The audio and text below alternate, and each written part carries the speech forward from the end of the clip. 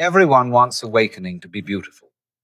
They picture bliss, serenity, some golden state of perfection. But the truth is, awakening is brutal. It rips the ground out from under you. It feels less like finding heaven and more like losing your mind. You won't recognize yourself. You'll wonder if you're dying. And in a sense, you are. Because what's waking up is not the self you've been protecting all these years, but the self that's been buried beneath it. And here lies the delightful trick of it all. The moment you awaken, the world you trusted collapses. You see how much of life was built on illusions, rules, beliefs, ambitions, even relationships. What once felt solid now looks paper thin. It's as if everything is upside down. You begin the painful work of unlearning, shedding lies you didn't even know you were living. And yet, in that empty space, you don't feel free. You feel lost. You walk into rooms and feel like a stranger. Even among those you love, you laugh and realize it's hollow. You'll ache with a disconnection so sharp it feels like exile. Awakening doesn't hand you belonging. First, it strips it away.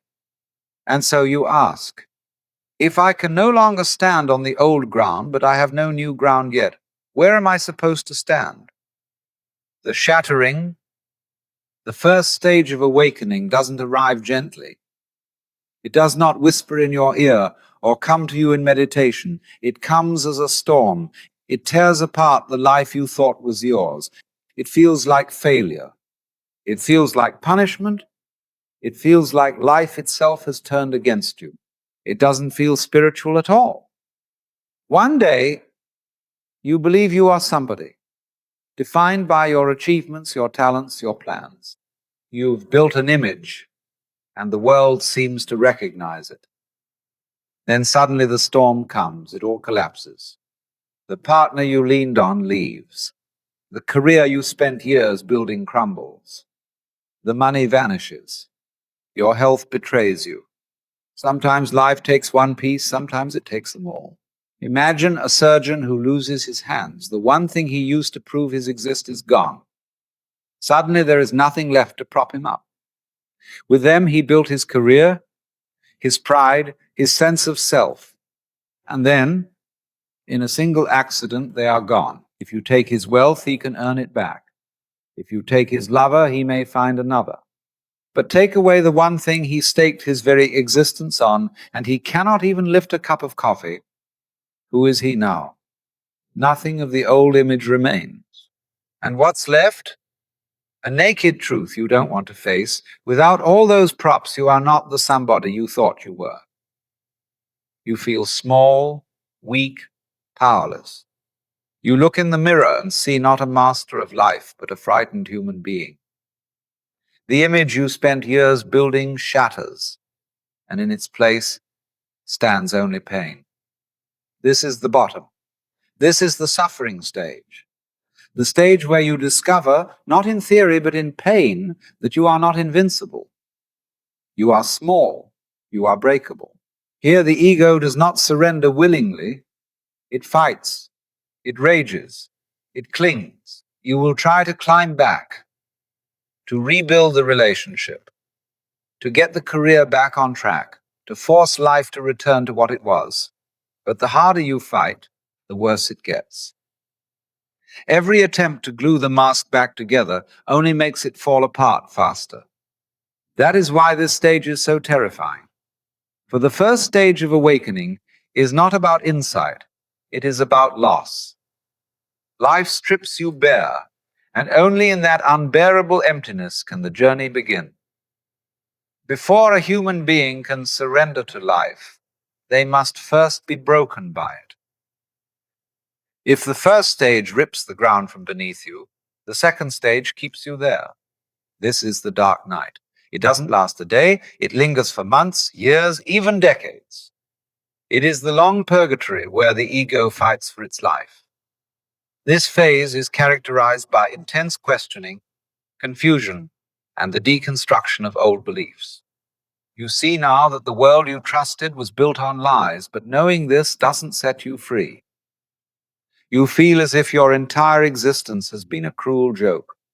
What you studied, what you worked for, what you loved, suddenly it all looks false, upside down. Nothing feels solid, nothing feels true. And here begins the real torture. You try to live by the truth you've glimpsed, but the ego won't allow it. You practice letting go, and then you fall back. You catch yourself clinging, performing, chasing again. Again and again you fail. Each time you suffer more, because you know you're trapped in the very illusion you've already seen through. This is why it is called a night. Not because it is brief, but because it feels endless. You wander through years of confusion, rejection, loneliness. You cannot return to who you were, and yet you cannot yet stand in who you are becoming. This is the crucifixion of the ego, a long dying, stretched out over time, and no one passes through it without being broken again and again. When the old foundations fall away, the mind naturally begins to search. You cannot go back to what you once believed, and yet you cannot remain in the void.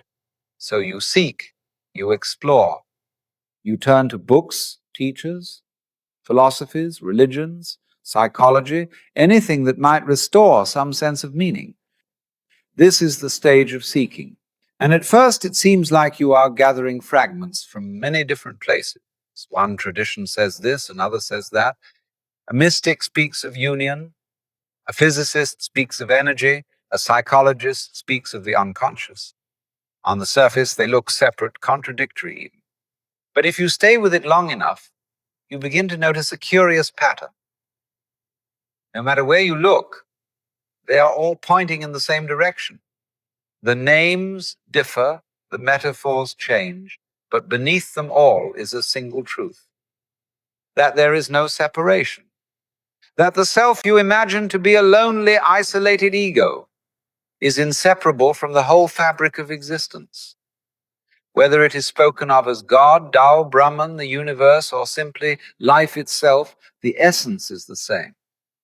So the search is not endless wandering. It is more like climbing a mountain from many sides. The paths are different, the scenery changes, but the higher you go, the clearer it becomes that they all converge at the same summit: oneness. And this realization transforms the very meaning of seeking. You discover that what you were searching for out there was never separate from what you are in here. The seeker and the sought were never two. The end of the search is not the finding of an object, but the recognition of a truth that has always been the case. You are already part of the whole. Once you begin to glimpse the underlying unity of things, the world itself changes in appearance.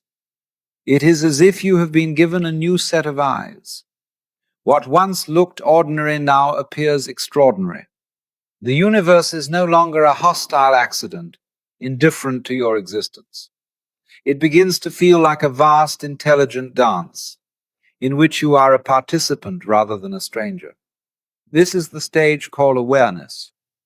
At this stage, you notice abundance, where you once saw only lack.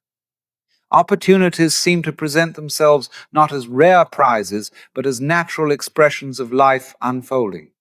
You also begin to look at people differently. Instead of reducing them to their mistakes, you recognize the hurt that lies behind their behavior.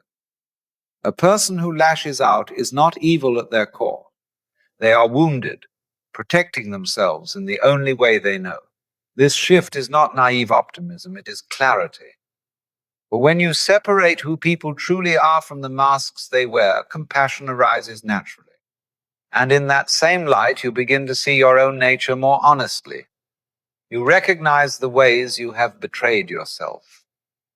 But you also discover the strength and goodness that were always there. This stage is deeply inspiring because it reveals that both you and the world are far more whole than you ever imagined. When awareness deepens, something irreversible occurs. You begin to change, not because you force yourself to, but because the old ways of being no longer make sense. You can't unknow what you now see, and you can't return to the smaller self you once believed yourself to be. This is the stage of transformation. It feels like shedding a skin. Perhaps you notice that arguments which once consumed you no longer hold the same charge. You may catch yourself in the middle of a reaction, defending, proving, blaming, and suddenly see it for what it is. Instead of being swept away, you step back, breathe, and choose differently. Where you once felt the need to control every outcome, you now sense the freedom of allowing life to unfold. True transformation does not happen when life is comfortable. It begins when you face the parts of yourself you've spent years avoiding.